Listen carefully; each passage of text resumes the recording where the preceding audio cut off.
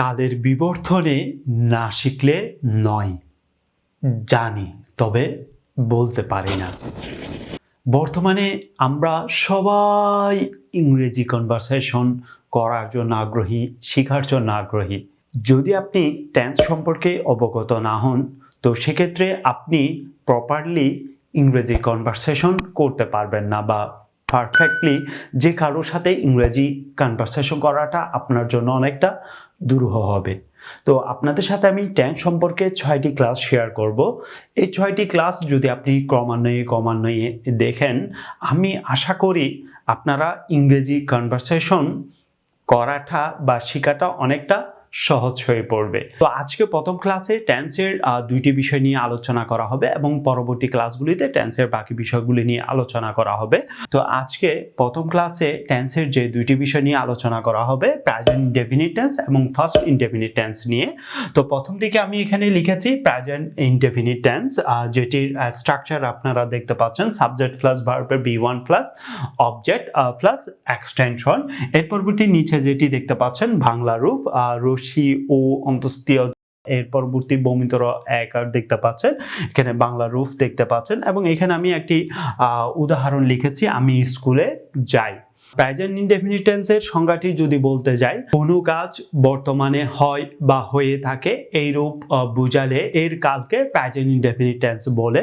তো এর স্ট্রাকচারটি হচ্ছে সাবজেক্ট প্লাস ভার্বের B1 plus object plus extension. তো এখানে আমি একটি উদাহরণ লিখেছি, আমি স্কুলে যাই। এই উদাহরণটি যদি আপনি প্রেজেন্ট ইনডেফিনিট টেন্সের স্ট্রাকচার অনুসারে যদি বলতে যান, তো সেক্ষেত্রে আপনাকে বলতে হবে, প্রথমে এখানে যেটি দেখতে পাচ্ছেন সাবজেক্ট, তাহলে আপনাকে সাবজেক্ট উল্লেখিত করতে হবে, আমি স্কুলে যাই। তো সেক্ষেত্রে আই শব্দটি আসবে সাবজেক্ট রূপ। এর পরবর্তী বলা হচ্ছে ভার্বের V1। তো V1 এর ক্ষেত্রে আমরা এখানে ভার্ব রূপ যুক্ত করব, গো, আই গো।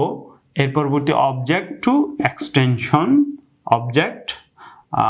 অবজেক্ট এর পরবর্তী এক্সটেনশন বলা হচ্ছে, তো আমি স্কুলে যাই। তো সেক্ষেত্রে আমরা এখানে লিখলাম I go to school।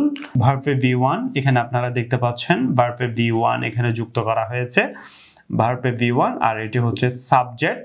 এর পরবর্তী অবজেক্ট রূপ যুক্ত করা হয়েছে, এর পরবর্তী বাকি এক্সটেনশন, এখানে অবজেক্ট প্লাস এক্সটেনশন এখানে যুক্ত করা হয়েছে।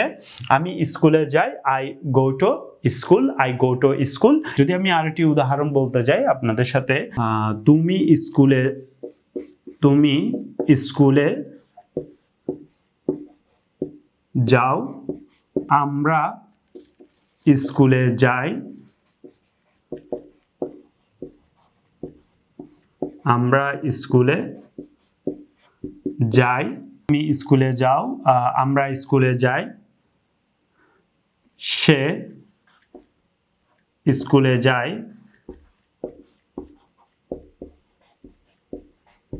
সে স্কুলে যায়। তো আমি এখানে কয়েকটি উদাহরণ লিখেছি, আমি স্কুলে যাই, তুমি স্কুলে যাও, আমরা স্কুলে যাই, সে স্কুলে যায়। এই বাক্যগুলি যদি আপনি ইংরেজিতে বলতে যান, তো সেক্ষেত্রে আপনাকে বলতে হবে তুমি স্কুলে যাও, ইউ ভার্বে V1 গো টু স্কুল। তুমি স্কুলে যাও, ইউ গো টু স্কুল। তুমি স্কুলে যাও, ইউ গো টু স্কুল। আমরা স্কুলে যাই, উই গো টু স্কুল। আমরা স্কুলে যাই, উই গো টু স্কুল। আমরা স্কুলে যাই, উই গো টু স্কুল।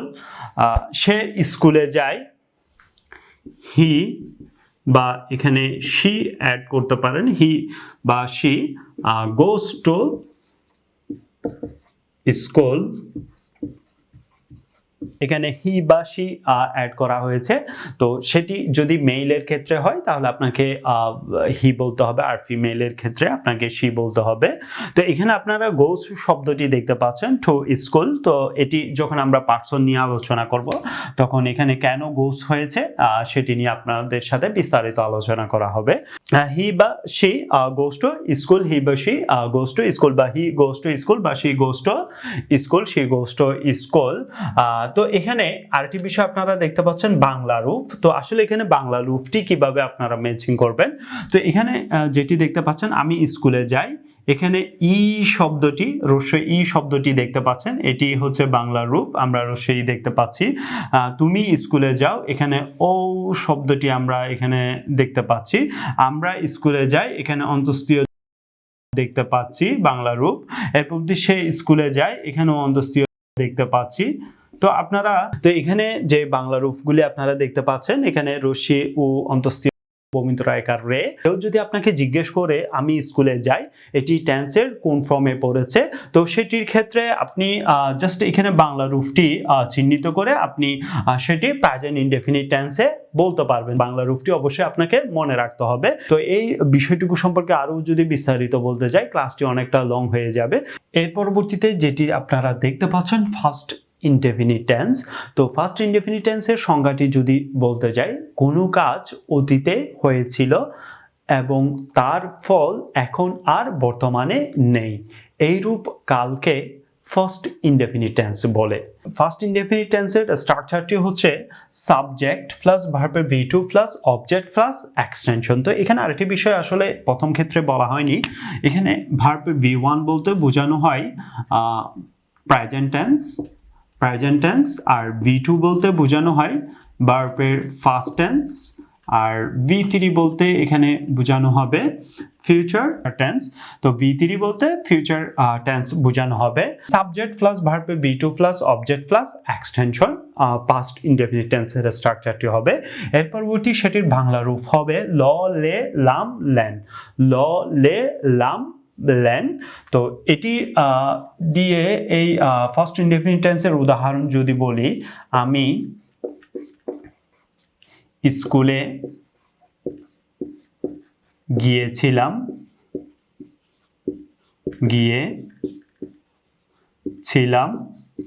আমি স্কুলে গিয়েছিলাম। তো এটির বাংলা রূপটি আমরা এখানে দেখতে পাচ্ছি লাম শব্দটি। এই বাক্যটি এই স্ট্রাকচার অনুসারে যদি আমরা ইংরেজিতে বলতে যাই, তো সেক্ষেত্রে আপনাকে বলতে হবে আই। তো এখানে ভার্বে V2 বলা হচ্ছে। তো আমরা জানি যে গো অর্থ যাওয়া, আর সেটির ফার্স্ট ফর্ম হচ্ছে ওয়েন্ট। তো সেই সুবাদে আমরা যেহেতু এখানে V1 হচ্ছে গো আর V2 হচ্ছে ওয়েন্ট, গো এর, তো সেই সুবাদে আমরা এখানে গো এর V2টা অ্যাড করে নিব। I went to school. আমি স্কুলে গিয়েছিলাম। I went to school. এখানে আমরা সাবজেক্ট রূপ যুক্ত করেছি I, এবং গিয়েছিলাম এটির ভার্ব রূপ যুক্ত করেছি went, অবজেক্ট এবং এক্সটেনশন সংযুক্ত করা হয়েছে to school, I went to school। এর পরবর্তী যদি আমি আরো একটি উদাহরণ যদি এখানে লিখি, আমরা স্কুলে গিয়েছিলাম,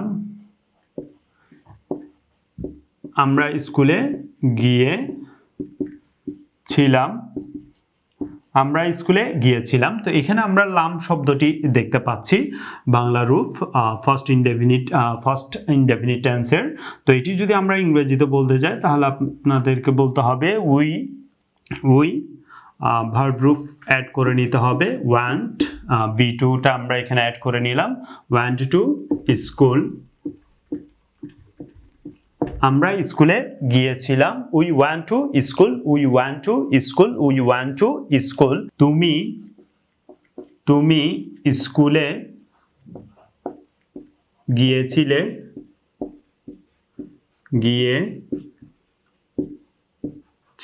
তো আমরা এখানে বাংলা রূপ দেখতে পাচ্ছি ল একাল লে।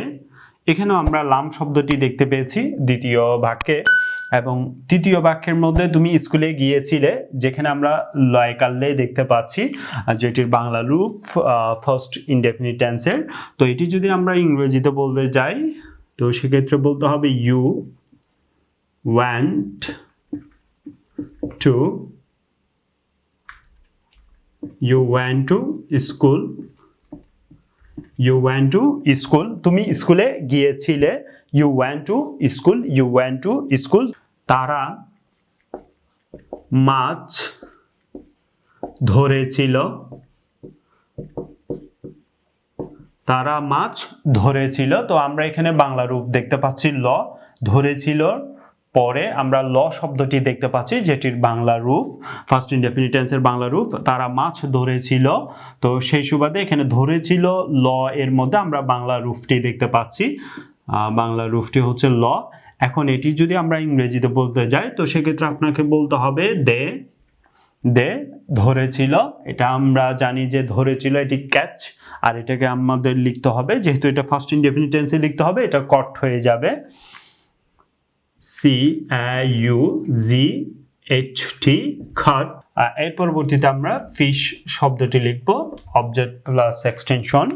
তারা মাছ ধরেছিল, দে caught a fish, they caught fish, they caught fish। তো এখানে আরেকটি বিষয় আপনারা দেখতে পাচ্ছেন, এখানে টু টু যুক্ত করা হয়েছে। কেন টু যুক্ত করা হয়েছে? যখন আমরা প্রিপোজিশন নিয়ে বিস্তারিত নিয়মগুলি আলোচনা করব তখন সেক্ষেত্রে টু কিভাবে যুক্ত হয়, টু কেন যুক্ত করা হয়েছে সে বিষয়টুকু নিয়ে আমরা বাকি বিস্তারিত আলোচনা করব। আজকে আপনাদের সাথে প্রেজেন্ট ইনডেফিনিট টেন্স এবং ফার্স্ট ইনডেফিনিট টেন্স সম্পর্কে যে নিয়মগুলি আলোচনা করেছি, তো সেই বিষয়গুলি সম্পর্কে যদি আপনার কোনো অভিমত থেকে থাকে সে বিষয়টুকু আমাদের ভিডিওতে কমেন্ট করে জানাবেন। এবং এই ক্লাসটি যদি আপনার ভালো লাগে অবশ্যই ভিডিওটিতে লাইক দিবেন এবং এই ক্লাসের লিঙ্কটি শেয়ার করে সকলকে জানার সুযোগ করে দিবেন। See you in the next class. আল্লাহ হাফেজ।